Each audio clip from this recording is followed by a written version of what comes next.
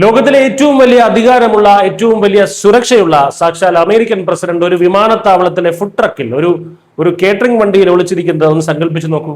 കേൾക്കുമ്പോൾ ഒരു ഹോളിവുഡ് സിനിമയിലെ രംഗം പോലെ തോന്നുമെങ്കിലും കഴിഞ്ഞ ദിവസം തുർക്കിയിൽ സംഭവിച്ചത് അക്ഷരാർത്ഥത്തിൽ ലോകത്തെ ആകെ മുൾമുനയിൽ നിർത്തിയ ഒരു സിനിമാ സ്റ്റൈൽ രക്ഷപ്പെടൽ തന്നെയായിരുന്നു.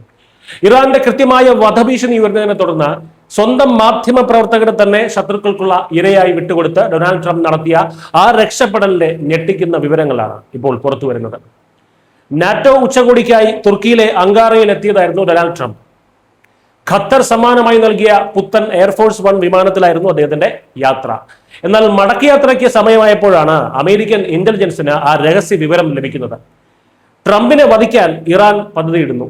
തുർക്കിയുമായി അതിർത്തി പങ്കിടുന്ന ഇറാന്റെ ഭീഷണി അമേരിക്കൻ സുരക്ഷാ സേന വളരെ ഗൗരവമായാണ് എടുത്തത്. പിന്നെ ഈ വിമാനം നൽകിയത് ഖത്തറുമാണല്ലോ. പിന്നെ നടന്നത് ശ്വാസം അടക്കി പിടിക്കേണ്ട ഒരു ഓപ്പറേഷനാണ്. ലോകത്തെയും ശത്രുക്കളെയും കബളിപ്പിക്കാൻ പഴയൊരു എയർഫോഴ്സ് 1 വിമാനം അമേരിക്ക തയ്യാറാക്കി. മാധ്യമങ്ങളുടെ ക്യാമറകൾക്ക് മുന്നിൽ വെച്ച് ട്രംപ് ആ വിമാനത്തിലേക്ക് കയറി. എന്നാൽ വിമാനത്തിൽ കയറിയ ഉടൻ തന്നെ ആരും അറിയാതെ ഒരു കേറ്ററിംഗ് വണ്ടിയിൽ, അതായത് വിമാനത്തിൽ ഭക്ഷണം വിതരണം ചെയ്യുന്ന ഒരു ട്രക്കിൽ ട്രംപിനെ സുരക്ഷാ സേന ഒളിപ്പിച്ചു. തുടർന്ന് ഈ ഫുഡ് ട്രക്കിൽ രഹസ്യമായി യാത്ര ചെയ്ത് C-32A എന്ന ചെറിയൊരു മിലിറ്ററി വിമാനത്തിൽ കയറിയാണ് ട്രംപ് ബ്രിട്ടനിലേക്ക് പറന്നത്.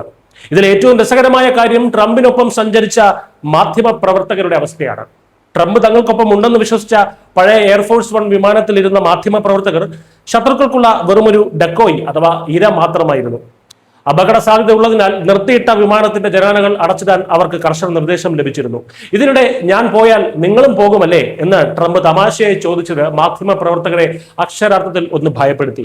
അതായത് ശത്രുക്കൾ ആ വിമാനം ആക്രമിച്ചിരുന്നെങ്കിൽ മാധ്യമ പ്രവർത്തകർ മാത്രമായിരിക്കുമായിരുന്നു അതിൽ ജീവൻ വെടിയേണ്ടി വരിക. ട്രംപ് സഞ്ചരിച്ച രഹസ്യ വിമാനവും മാധ്യമങ്ങൾ സഞ്ചരിച്ച ഇരവിമാനവും മിനിറ്റുകളുടെ വ്യത്യാസത്തിലാണ് ബ്രിട്ടനിൽ പറന്നിറങ്ങിയത്. ബ്രിട്ടനിലെത്തിയ ശേഷം ആരും അറിയാതെ പഴയ വിമാനത്തിൽ തിരിച്ചെത്തിയ ട്രംപ് അതിൽ നിന്ന് തന്നെ പുറത്തിറങ്ങി മാധ്യമങ്ങളെ അഭിവാദ്യം ചെയ്തതോടെയാണ് ഈ ഹൈ റിസ്ക് ഓപ്പറേഷൻ അവസാനിക്കുന്നത്. 2000-ൽ പാകിസ്ഥാനിലേക്ക് പോയപ്പോൾ മുൻ പ്രസിഡന്റ് ബിൽ ക്ലിന്റണും സമാനമായ തന്ത്രം പ്രയോഗിച്ചിരുന്നു.